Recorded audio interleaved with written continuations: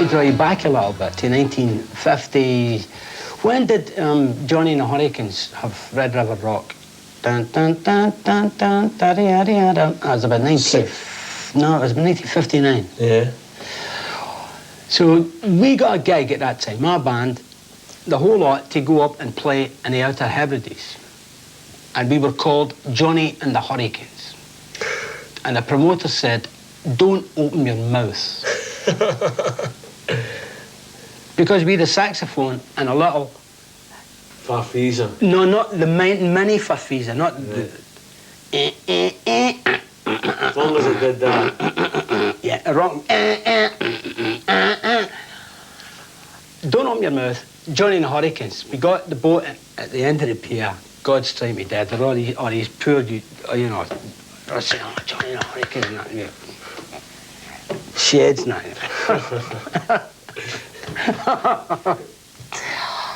And it ended up with a saxophone player. McCormick's will appreciate the whole real story now.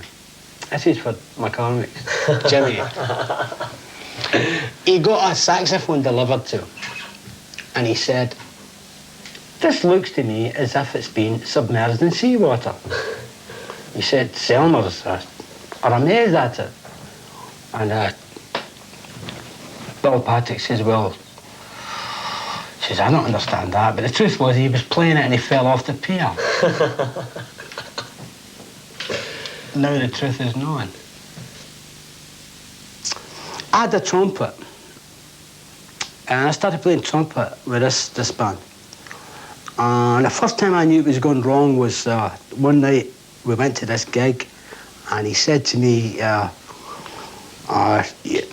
you don't have a brown suit. I said, that's true. He said, well, I thought you would have worn a brown suit because I've got a blue suit. And I thought to myself, oh, he's got a blue suit. I said, but I don't have a brown suit. He said, but you've got all these sailor's trousers. Now, that's a strange thing. That was jeans. Now, that was the beginning of jeans. And that was also the beginning of rock and roll. That was the very same thing, boom, boom, like that. Very same thing happened. Then I figured to myself, the only thing to do is get louder than them. And rock and roll is about being loud. In Glasgow, there was a Pallies, or there was an accordion, saxophone and drums. Or if you wanted to be a little bit wild, you had to move out of town into the sticks. And that's where it happened. It was in the boonies it happened. How far out, I mean, would you play on the East Coast in those days? Well, we travelled a lot of miles. We travelled as much as 30 miles to gigs. Oh, yeah. Yeah, it used to take about 7 or 8 hours. But you'd drive there, you wouldn't fly? Or took the bus at first. Took the bus. First amplification we ever took was on the bus. On the bus. On the bus, amplification. Yeah, the first time it was amplified. And the first gigs we did, I remember a chick coming up and saying, yeah, that's a great band. She said, but why do you mime to records? And I said, it's through a speaker. Yeah, she said, well, you must be, because look at that speaker there, and you must be miming through it. Because to play there to that kind of crowd, you had to have some kind of mad to go in front of them and sing, because the first thing they did was they hated you. I mean, you went up in front of them. Bonnybridge Miners' Welfare on a Saturday night. The first thing was hatred. That's the first thing. It wasn't any love. Nobody wanted you to sing. The first thing was all them miners all going. I mean, give them their due. I mean, just out of the pit, and the boots are all full of clay, and they come up and they go, and they eat pies. And they hate you. Hatred. Pie eating competition. Yeah, pie eating competition. See who can eat the most pies. You know, subtle stuff like that, like a little Parisian flavour. Well, Bonnybridge always has been that sort of, has always been the Paris, I think, really. Bonnybridge, I would say, has always been this sort of, and that's where the jet set. Cultural centre. The cultural centre. I mean, I knew we would find some topic of agreement. I mean, that. Eventually, there was a trad boom. And 50 what? 58, 59, 60, 61, it was happening, it was beginning to happen. And me being the way I am, which is, well, I was young then, you know, and I was, you know, when you're young, you know, you're wild and everything. I thought, right, we'll go after them. So they opened a club in Glasgow called La Cave, which to me, it means the cave, right? La Cave. So we did this special gig in La Cave. And all the jazz bands all went on and played all the thing, you know. Well, they all played loud, you know. They all played all the things, you know, Dipper Mouth Blues and play that thing. Good bands, good boys. So I said to my team, right now, what do we do? It's a crowd around, they don't want us for a start, so what we do is, I'll tell you what, we'll hit them with one day say. That's the first thing that was. And they went, and they loved us. Chuck Berry had done his greatest things, and nobody had ever really recognised what a poet he was, and he was in jail. And Elvis had gone to the army, Jerry Lee had disappeared, there wasn't anything heavy. Little Richard had gone religious, and there was nothing there to get the teeth into until, and the first time I ever had it was in Garbread Avenue, and it was Campbell. We were coming back for a gig, and Campbell was working with I don't know, I think it was the New Beat Combo or something. And we always stopped after coming back for, you know, Europe. We were at East-Up, they were at whatever. And he says, listen, have you heard this? I said, no. He says, look. He says, goes like this, goes like this, goes like this.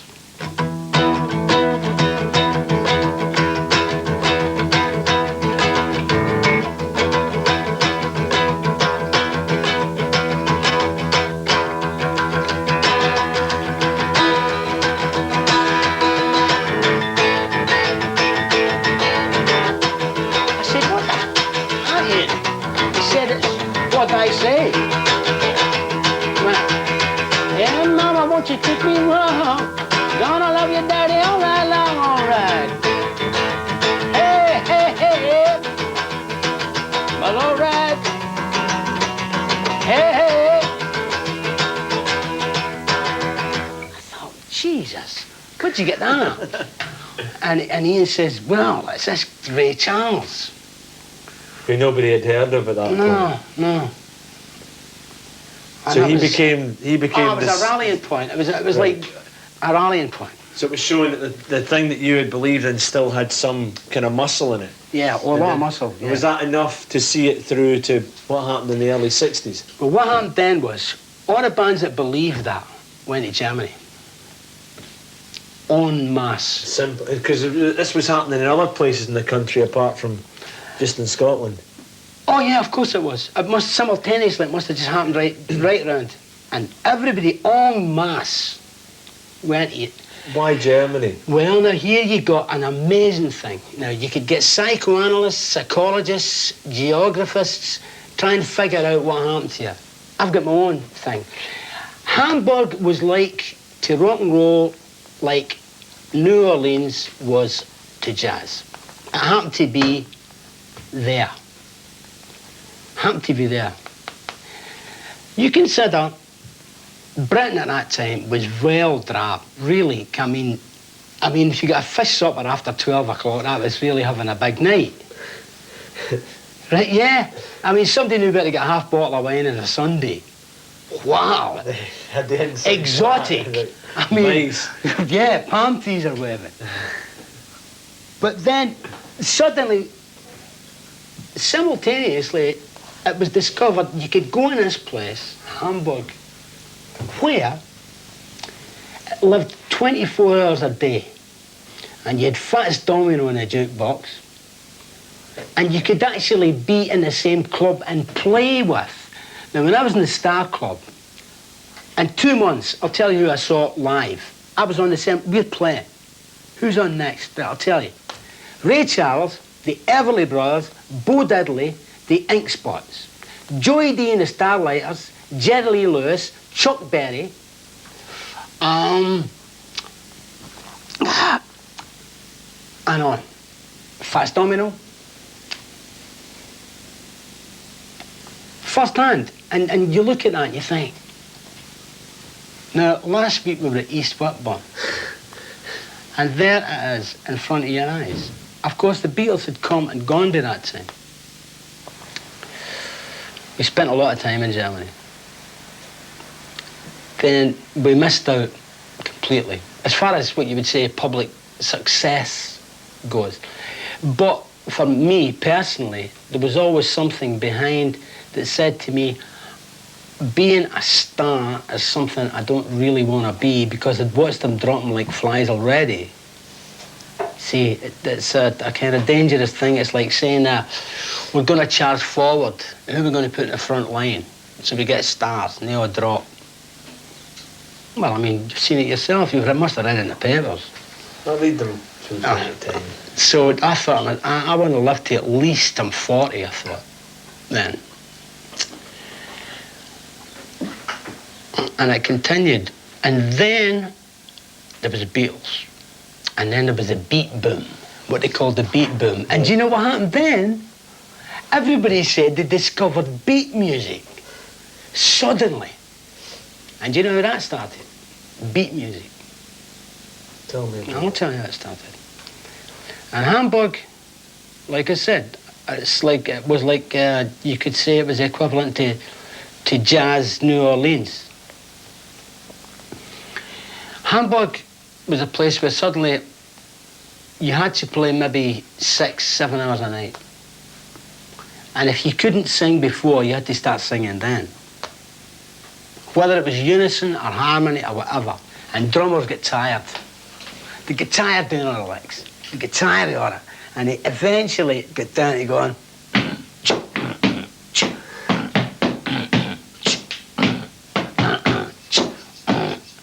3 in the morning, like that. That went on and on and on, and eventually led to what they called the beat boom. And suddenly there was all these people all saying, we discovered this new form of music, it's called beat music. And there was a million beat groups. Yeah, all launched. Most of them managed by ex-used car salesmen. By the way, I must make this very positive. Darkies didn't invent jazz, nor did they invent rock and roll. Because if they did, show me an African jazz band. One, just one. So who invented it? America invented it. The whole world invented it. America was a unique place. All these people all went there. All these different nations. Black, white, yellow, brown, Catholics, Protestants, Seventh-day Adventists, you name it, they went to America. And they came up with this music. It could never happen in Europe. It couldn't happen in Africa. And that's why I've got a lot of friends, really good friends, black friends. And they say, like, they invent, no way, no way, no way. Nobody invented it. No one race invented it. It's one of the most beautiful things that ever happened. And I'll tell you, put it this way, it's better, a Fender Telecaster is a much better invention than an AK-47. You know what an AK-47 is? I know what an AK-47 is. Now, a Fender Telecaster is a much better invention. And not only that, a Fender Telecaster has got much more penetration. It's a better killer. It's got better communication. You see, the trouble with an AK-47 is they're all dead. If you've got a Fender Telecaster, or like if you've got a Stratocaster and you play Peggy Sue like Buddy Holly did. Now, how many people are you going to get with that? You're going to get, and they're going to live. And that's going to live forever. I suppose that's what I like about rock and roll.